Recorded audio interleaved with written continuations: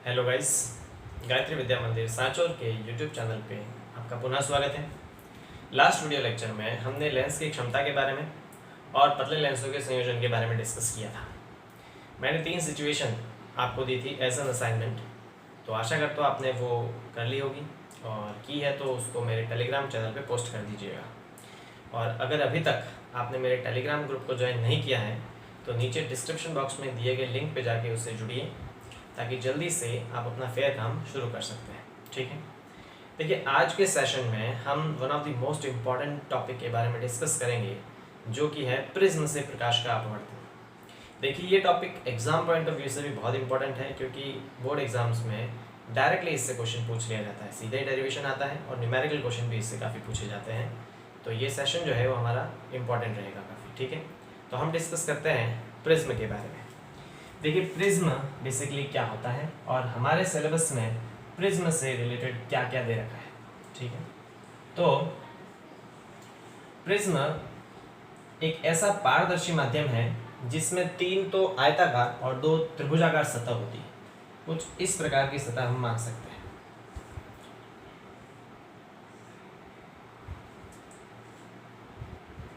Eleventh class में मैंने 12th के कुछ एक्सपेरिमेंट कराए थे, उसमें से प्रिज्म एक है। तो ये इस तरह का कोई प्रिज्म दिखता है। ठीक है, जिसमें 3 आयताकार सतह होती है। देखिए ये एक आयताकार होती है इधर, एक आयताकार ये वाली और एक आयताकार ये स्वयं, और 2 त्रिभुजाकार होती है, एक ये वाली और एक ये वाली। ये एक प्रिज्म कहलाता है। अगर मैं प्रिज्म का केवल एक ही फलक बनाऊँ तो प्रिज्म का एक फलक मुझे कुछ इस प्रकार से दिखाई देगा। ठीक है, और इसका कुछ इस प्रकार का सीन बनेगा। ठीक है, ये भी एक प्रिज्म है, ये दोनों ही एक प्रिज्म ही है। तो हम बेसिकली प्रिज्म से प्रकाश के अपवर्तन को समझेंगे। हमारे सिलेबस में प्रिज्म से अपवर्तन के 2 टॉपिक दे रखे हैं। ठीक है, 2 टॉपिक कौन कौन से? एक तो हम पहले डिस्कस करेंगे डेविएशन के बारे में, जिसे हम विचलन कहते हैं कि जब प्रकाश की कोई किरण प्रिज्म से होकर गुजरती है तो उसका विचलन किस प्रकार से होता है। और दूसरा हमें दे रखा है वो है डिस्पर्शन, जिसे अपन कहते हैं वर्ण विक्षेपण। ठीक है, तो पहले हम डेविएशन के बारे में डिस्कस करेंगे, उसके बाद हम डिस्पर्शन के बारे में डिस्कस करेंगे। तो चलिए हम बात करते हैं प्रकाश का प्रिज्म से अपवर्तन। देखिए मान लेते हैं कि हमारे पास कोई एक प्रिज्म की सतह दे रखी है इस प्रकार से। ठीक है, इसका नाम मैं दे देता हूँ ABC। ठीक, अब यहाँ पे मान लेते हैं कोई प्रकाश की किरण आपतित होती है इस दिशा में। प्रकाश की कोई किरण आपतित होती है इसके फलक AB पर, तो जानी तो ये किरण क्या चाहिए थी? सीधी चाहिए थी, है ना। ये प्रकाश की किरण जिस दिशा में आ रही है उस दिशा में ये सीधी जानी चाहिए थी इस प्रकार से। लेकिन होगा क्या कि ये विरल माध्यम से कहाँ जा रही है? सघन माध्यम में, तो इसका अपवर्तन होगा। यहाँ पे मैं अभिलंब बना देता हूँ, ये बना दिया मैंने इसका अभिलंब। तो अभिलंब, ये अभिलंब को नाम दे दिया N1। इस अभिलंब के साथ ये आपतित किरण जितना कोण बनाएगी उसे हम कहेंगे आपतन कोण। क्लियर है? तो जानी तो सीधी चाहिए थी, लेकिन होगा क्या, चूंकि ये विरल माध्यम से सघन माध्यम में जा रही है तो ये अभिलंब के पास आएगी, तो ये अभिलंब के पास आ गई इस प्रकार से, और ये इस दिशा में जाएगी। ठीक है, यहाँ पर वापस ये किस माध्यम से किस माध्यम में जा रही है? ये जा रही है सघन माध्यम से विरल माध्यम में, तो यहाँ पे वापस इसका अपवर्तन होगा। एक अभिलंब और मैं यहाँ बना देता हूँ, ये बना दिया दूसरा अभिलंब जिसको मैंने कह दिया N2। तो यहाँ पर भी ये क्या होगा? जानी तो सीधी चाहिए थी, लेकिन ये अभिलंब से क्या हटेगी? दूर हटेगी, तो ये अभिलंब से दूर हट गई इस प्रकार से। ठीक है, इस किरण का नाम दे देते हैं P, यहाँ पे Q, यहाँ पे R और यहाँ पे T। ठीक है, S दे देते हैं, T क्या? S। ये दोनों जहाँ पे प्रतिच्छेद कर रही है उस बिंदु को मैं T कह देता हूँ, इस बिंदु को। तो हम क्या देखते हैं कि इस आपतित किरण की दिशा और ये जो किरण है इसे निर्गत किरण कहते हैं। निर्गत किरण को अगर मैं पीछे की तरफ बढ़ाता हूँ इस प्रकार से, तो ये आपतित किरण और इनके बीच में ये जो कोण बनता है इसे हम विचलन कोण कहते हैं। कौन सा कोण कहते हैं? विचलन कोण, डेविएशन एंगल। ठीक है, देखिए आराम से समझ लीजिए, इस पॉइंट को मैं U कह देता हूँ। समझ लीजिए वापस डायग्राम को आराम से। प्रकाश की कोई किरण इस पर आपतित होती है तो जानी तो सीधी चाहिए थी, लेकिन क्या हो जाता है? इसका यहाँ अपवर्तन हो जाता है, ये इस अभिलंब की तरफ झुक जाती है, इस दिशा में जाती है। यहाँ वापस ये सघन माध्यम से विरल माध्यम में जा रही है, तो ये अभिलंब से दूर हट जाती है और इस प्रकार से जाती है। ये आपतन कोण है, और यहाँ पे ये निर्गत किरण जो कोण बनाती है उसे E कह देते हैं, यानी एस्केप एंगल, निर्गत कोण। यहाँ पर निर्गत किरण को पीछे की तरफ बढ़ाने पर यह आपतित किरण के साथ जितना कोण बनाती है उसे विचलन कोण डेल्टा कहते हैं। ठीक है, अब हम क्या देखते हैं कि ये अपवर्तित किरण है और ये अभिलंब के साथ जितना कोण बनाएगी उसे अपवर्तन कोण कहेंगे। तो इस कोण को मैं R1 कह देता हूँ और इसको यहाँ लिख देता हूँ, ये है R1 मेरे पास। इसी प्रकार से ये वाला जो एंगल आएगा इसे मैं R2 कह देता हूँ और इसको मैं यहाँ लिख देता हूँ। ठीक है, ये वाला एंगल जो आएगा वो R2 आएगा, इसको मैंने यहाँ पे लिख दिया। ठीक है गाइस, ये वाला जो छोटा एंगल मुझे दिख रहा है अंदर वाला, इस एंगल को मैं डेल्टा कह देता हूँ। ये वाला जो छोटा सा एंगल मुझे दिख रहा है इस वाले को मैं डेल्टा 1 कह देता हूँ इधर, और ये वाला जो छोटा सा एंगल मुझे दिख रहा है इस वाले को डेल्टा 2 कह देता हूँ इधर। ठीक है, पूरे डायग्राम को आप वापस व्यवस्थित तरीके से समझ लीजिए, एक एक चीज इसमें बहुत इंपॉर्टेंट है। ठीक है, देखिए डायग्राम अच्छी तरह से। तो हम यहाँ पे जनरल मैथमेटिक्स का यूज करते हैं। देखिए हम ये जानते हैं कि किसी भी चतुर्भुज के समस्त अंतःकोणों का योग 360 डिग्री होता है। तो यहाँ पे एक चतुर्भुज है AQTR, ये चतुर्भुज है, इनमें प्रत्येक सभी अंतःकोणों का योग 360 आएगा। उसमें से देखिए ये वाला कोण मेरे पास 90 डिग्री है और ये वाला कोण भी 90 डिग्री है, तो 90 और 90 180 माइनस, मतलब इन दोनों कोणों का जो योग आएगा वो 180 के बराबर आएगा। तो मैं लिख सकता हूँ बाय ज्योमेट्री से हम लिख सकते हैं कि इस एंगल A और प्लस इस एंगल QTR, ये वाला एंगल, इस एंगल QTR का योग 180 के बराबर आएगा। क्लियर है? यहाँ से अगर मैं एंगल QTR निकालूं तो एंगल QTR का जो मान आएगा वो 180 माइनस A के बराबर आएगा। इसे मैंने दे दिया समीकरण 1। ठीक है, इसी प्रकार हम त्रिभुज देखते हैं, त्रिभुज QTR में त्रिभुज के समस्त अंतःकोणों का योग भी हमेशा 180 होता है। तो इसके अंतःकोण कौन कौन से, एक तो है R1, एक है R2 और एक है T। तो यहाँ पर भी हम लिख सकते हैं कि R1 प्लस R2 और प्लस QTR का योग भी आएगा 180 के बराबर। ठीक है, समीकरण 1 में देखिए कोण QTR का मान दे रखा है 180 माइनस A, तो यहाँ QTR की जगह 180 माइनस A रख देते हैं, तो यह आ जाएगा R1 प्लस R2 और इसकी जगह आ जाएगा 180 माइनस A बराबर 180। 180 से 180 कैंसिल, ये आ जाएगा R1 प्लस R2 बराबर, ये माइनस का A उधर जाएगा तो प्लस का A हो जाएगा। क्लियर है गाइस, ये मेरे पास आ गया। अब दूसरी हम बात करते हैं, यहाँ पे देख लीजिए R1 प्लस R2 का मान मेरे पास कितना आ गया, A आ गया। क्लियर? ठीक है, अब हम क्या जानते हैं, हमने इससे पहले एक थ्योरम पढ़ी है कि किसी भी त्रिभुज में बहिष कोण का मान अंतराभिमुख कोण के योग के बराबर होता है। तो यहाँ पे देखिए ये जो त्रिभुज दिख रहा है Q, U, Q और R, इस त्रिभुज में ये वाला अंदर वाला कोण है, ये वाला भी अंदर वाला कोण है, लेकिन ये जो डेल्टा बन रहा है वो बाह्य कोण है, बहिष कोण है। तो इस डेल्टा का मान इन दोनों अंतराभिमुख कोणों के योग के बराबर आएगा। तो अगेन हम कौन सा त्रिभुज ले रहे हैं, त्रिभुज UQR में बहिष कोण कौन सा है, डेल्टा, उसका मान अंतराभिमुख कोण डेल्टा 1 और डेल्टा 2 के योग के बराबर आएगा। तो हम लिख सकते हैं डेल्टा 1 प्लस डेल्टा 2। ठीक है, इसको हम दे देते हैं इक्वेशन नंबर 2। अब यहाँ से डेल्टा 1 और डेल्टा 2 का अपन मान निकालते, तो कैसे निकालेंगे, देखिए यहाँ पे देखिए ये वाला पूरा एंगल जो है वो I है और ये पूरा एंगल जो है वो भी I के बराबर आएगा, क्योंकि ये दोनों शीर्षाभिमुख कोण हैं। इसका मतलब इस R1 और डेल्टा 1 का मान I के बराबर आएगा। तो यहाँ से हम जानते हैं कि R1 और प्लस इस डेल्टा 1 का जो मान है वो I के बराबर आएगा।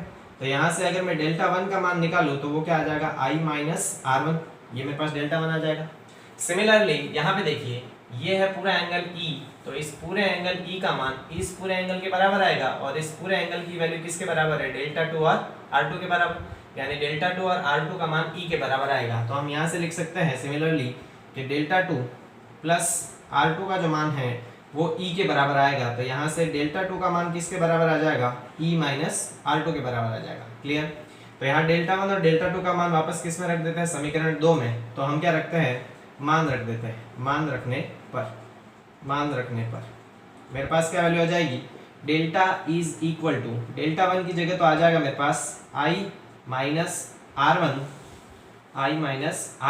और प्लस डेल्टा 2 की जगह आ जाएगा E माइनस R2। व्यवस्थित करके अगर मैं इसको लिखूं तो मेरे पास क्या आ जाएगा, delta is equal to I पहले, फिर प्लस का E और माइनस अगर इन दोनों में कॉमन लिए तो ये आ जाएगा R1 और प्लस R2। यहाँ से देखिए R1 प्लस R2 का मान किसके बराबर है, R1 प्लस R2 का मान A के बराबर है। तो इस R1 R2 की जगह हम A लिख सकते हैं, डेल्टा बराबर आ जाएगा I प्लस E और माइनस ए। ये मेरे पास एक इंपॉर्टेंट इक्वेशन आ जाती है जो ये दर्शाती है कि जो विचलन कोण डेल्टा है उसका मान आई पर, ई पर और ए पर निर्भर करता है। ठीक है, इस विचलन कोण डेल्टा का मान आई, ई और ए पर निर्भर करता है। अब देखिए इसमें एक चीज अपन बात कर लेते हैं, ये ए क्या है? ए है इस प्रिज्म का कोण, तो ए तो कांस्टेंट ही रहेगा। ठीक है, यानी अभी फिलहाल हम इसकी बात नहीं करते हैं। ई क्या है? ई है मेरे पास निर्गत कोण, और निर्गत कोण हमेशा किस पे निर्भर करता है? आपतन कोण पे। तो इसका मतलब इस पूरी इक्वेशन में डेल्टा का मान मुख्य रूप से इस आपतन कोण आई पर निर्भर करता है।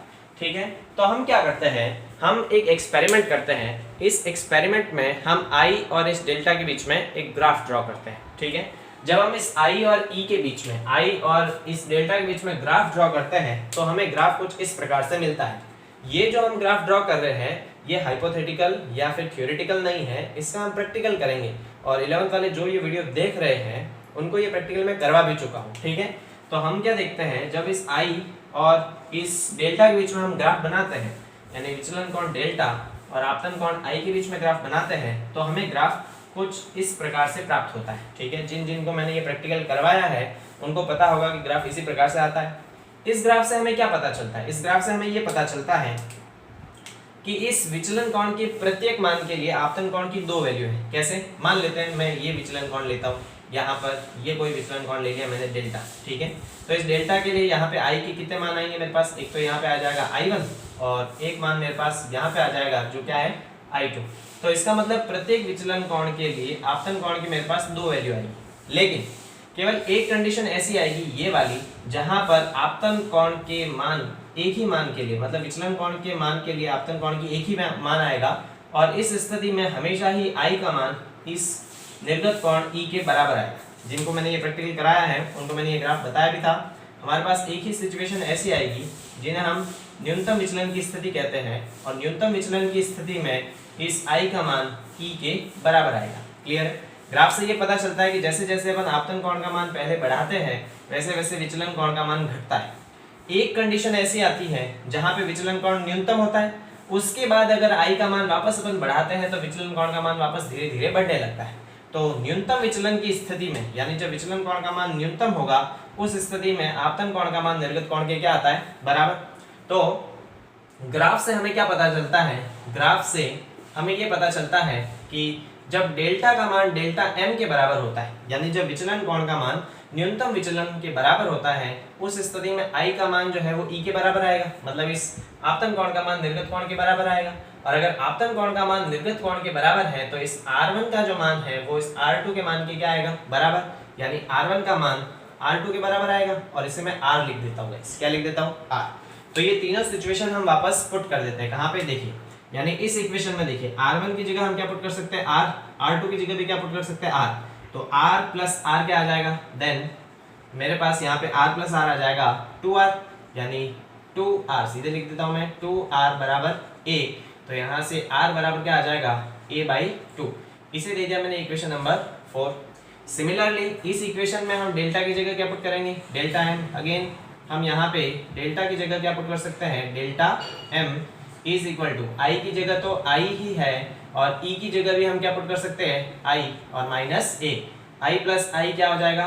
2i। तो यहाँ से आ जाएगा मेरे पास 2i माइनस ए। यहाँ से ये a इधर है माइनस, इधर आएगा तो प्लस, तो ये आ जाएगा 2i is equal to delta m plus A. यहाँ से ये दो इसके गुणा में है, इधर आएगा तो क्या आ जाएगा? भाग में। तो यहाँ से मेरे पास i का मान आ जाएगा, यहाँ से मेरे पास r का मान आ जाएगा। ये मेरे पास आपतन कोण और अपवर्तन कोण के मान आ गए। हमने बात करी थी जब भी हम अपवर्तन को डिस्कस करते हैं तो हमेशा स्नेल लॉ लगाते हैं गाइस। कौन सा नियम लगाते हैं? स्नेल का नियम। ठीक है, तो मैं इसको रफ कर देता हूँ, इस वाले पोर्शन को, इस पोर्शन को हम रफ कर देते हैं। तो मेरे पास वैल्यू किस प्रकार से आती है? देखिए, स्नेल का नियम क्या कहता है? By Snell law, by Snell law, Snell का नियम ये कहता है कि आपतन कोण की जा और अपवर्तन कोण की जा का जो अनुपात है वो दूसरे माध्यम का पहले माध्यम के सापेक्ष अपवर्तनांक के बराबर आएगा। हम ये मान लेते हैं कि ये जो ग्लास है इसका अपवर्तनांक n2 है और बाहर जो एयर है उसका अपवर्तनांक मेरे पास n1 है। ठीक है, तो मेरे पास वैल्यू क्या आ जाती है? यहाँ पे अपन वैल्यू पुट कर देते हैं, यह आ जाएगा साइन ऑफ i। यहाँ पे हमने ये भी देखा था कि जब भी वैल्यू कम होती है, एंगल का मान कम होता है, तो साइन थीटा को सीधा थीटा लिखते हैं और टेन थीटा को भी सीधा थीटा लिखते हैं। तो हम यहाँ पे साइन आई की जगह सीधा क्या पुट कर सकते हैं, आई, और आर की जगह आर बराबर n2 upon n1। n2 upon n1 को हम n21 कहते हैं, यानी दूसरे माध्यम का पहले माध्यम के सापेक्ष अपवर्तना। तो यहाँ से देखिए आई का मान क्या आ जाएगा, आई का मान आ जाएगा डेल्टा m प्लस ए अपॉन 2, और इस r का मान क्या आ जाएगा, a upon 2 is equal to n21। इस n21 को अगर मैं म्यू कह दूं तो भी चलेगा, ठीक है, लिखने में थोड़ा आसान रहेगा। ये 2 से ये 2 कैंसिल, यहाँ से आ जाएगा डेल्टा m प्लस ए और upon a is equal to mu. तो यहाँ से delta m plus a is equal to, a को म्यू से किया तो ये आ जाएगा म्यू a, यहाँ ये a प्लस है, उधर जाएगा तो क्या आ जाएगा माइनस, तो ये आ जाएगा म्यू a और माइनस का a, दोनों में a कॉमन है, तो डेल्टा m बराबर आ जाएगा म्यू माइनस 1 और इंटू a। ये मेरे पास आ जाएगा न्यूनतम विचलन का मान, ठीक है, ये मेरे पास किसका फॉर्मूला आ जाएगा, न्यूनतम विचलन का फॉर्मूला आ जाएगा। तो इस फॉर्मूले से हमको क्या पता चलता है, इस फॉर्मूले से हमको ये पता चलता है कि जो न्यूनतम विचलन है वो अपवर्तनांक पर निर्भर करता है और साथ ही साथ इस a पर निर्भर करता है। a क्या है, a है मेरे पास प्रिज्म कोण, a की वैल्यू क्या है, a को हम प्रिज्म एंगल कहते हैं, यानी कि प्रिज्म कोण कहते हैं, ठीक है। तो इससे हमें क्या पता चलता है, इससे हमें ये पता चलता है कि न्यूनतम विचलन का जो मान है वो प्रिज्म कोण के समानुपाती होता है। प्रिज्म कोण के समानुपाती से मेरा मतलब है कि जैसे जैसे प्रिज्म कोण का मान बढ़ता जाएगा वैसे वैसे न्यूनतम विचलन का मान भी क्या होता जाएगा, बढ़ता जाएगा। यानी अगर मान लेते हैं हमारे पास दो प्रकार के प्रिज्म है, एक है मोटा और एक है पतला, ठीक है। तो मोटे प्रिज्म में इस a का मान क्या होगा, ज्यादा होगा, मोटे प्रिज्म के लिए a का मान ज्यादा होगा, तो न्यूनतम विचलन का मान भी क्या आएगा, ज्यादा। और पतले प्रिज्म के लिए a का मान जो है वो कम होगा, तो इस न्यूनतम विचलन का मान भी क्या आएगा, कम। तो हम ये कह सकते हैं कि जो मोटा प्रिज्म है वो प्रकाश को ज्यादा मोड़ता है और जो पतला प्रिज्म है वो प्रकाश को कम मोड़ता है, ठीक है गाइस। तो इससे हमें ये पता चलता है कि भाई जो मोटा प्रिज्म है वो प्रकाश को ज्यादा मोड़ेगा और पतला प्रिज्म प्रकाश को कम मोड़ेगा, क्योंकि ये प्रिज्म का जो न्यूनतम विचलन का मान है वो हमेशा इस प्रिज्म कोण के समानुपाती होता है। अब एग्जाम में इसका क्वेश्चन किस प्रकार से पूछते हैं, एग्जाम में इसका क्वेश्चन इस प्रकार से पूछा जा सकता है कि सिद्ध कीजिए, सीधे इक्वेशन में पूछ लेता है कि सिद्ध कीजिए डेल्टा m बराबर होता है म्यू माइनस 1 इंटू ए, सीधे इक्वेशन के फॉर्म में। या फिर पूछ लेता है कि सिद्ध कीजिए कि मोटा प्रिज्म जो है वो प्रकाश को ज्यादा मोड़ता है और जो पतला प्रिज्म है वो प्रकाश को कम मोड़ता है, ठीक है। तो इस प्रकार से अगर क्वेश्चन आता है एग्जाम में तो आपको ये पूरा डेरिवेशन करना होता है और ये पूरा derivation he most of the cases में पूछा जाता है। तो ये तो हमने किसके बारे में डिस्कस कर लिया, ये हमने डिस्कस कर लिया कि किसी प्रिज्म से प्रकाश का विचलन किस प्रकार से होता है, प्रकाश मुड़ता किस प्रकार से है। अब हम ये डिस्कस कर लेते हैं कि प्रिज्म से प्रकाश का विक्षेपण किस प्रकार से होता है, ठीक है। तो इस पूरे को मैं रफ कर देता हूँ गाइस, ये हमारी एक्टिविटी भी है और जो मैं आपको परफॉर्म भी करा चुका हूँ, ठीक है। चलिए इसको रफ करते हैं और हम पढ़ते हैं प्रकाश के विक्षेपण के बारे में, यानी डिस्पर्शन ऑफ लाइट।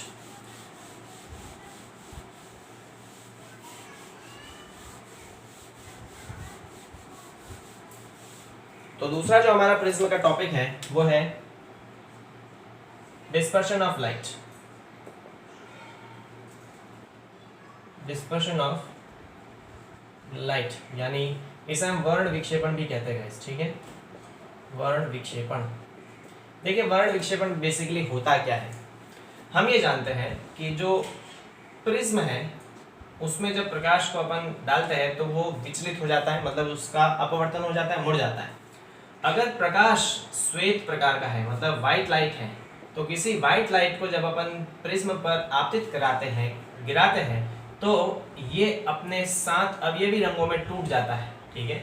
इस 7 अवयवी रंगों में टूटने की घटना को ही हम प्रकाश का वर्ण विक्षेपण कहते हैं, ठीक है।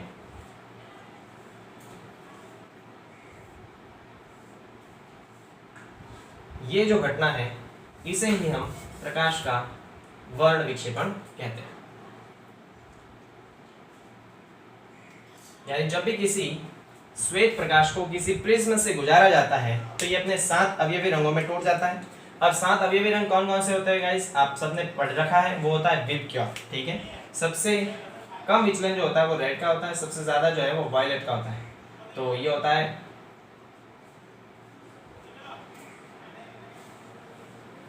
है violet, indigo, blue, green, yellow, orange और रेड। यानी कि बैंगनी नीला और यह बैंगनी नीला, ब्लू को अपन आसमानी कह सकते हैं, ये ग्रीन यानी हरा, येलो यानी कि पीला, ऑरेंज नारंगी और लाल। ठीक है, तो जब भी कोई श्वेत प्रकाश किसी प्रिज्म से गुजारा जाता है तो वो अपने 7 अवयवी रंगों में टूट जाता है। इस घटना को हम प्रकाश का वर्ण विक्षेपण कहते हैं। अब हम ये जानते हैं या ये समझने का प्रयास करते हैं कि ऐसा होता क्यों है। ठीक है, तो हमने पढ़ा है कि जब भी कोई पदार्थ पर प्रकाश की किरण आपतित होती है तो उसका अपवर्तन होता है। ठीक है, और अपवर्तन होने की इस घटना में सबसे इंपॉर्टेंट जो चीज आती है वो होता है उसका अपवर्तनांक। ठीक है, देखिए अपवर्तनांक को मैंने बहुत अच्छे से ये डिस्कस किया था कि अपवर्तनांक क्या शो करता है। अपवर्तनांक ये शो करता है कि कोई पदार्थ प्रकाश को कितना मोड़ता है।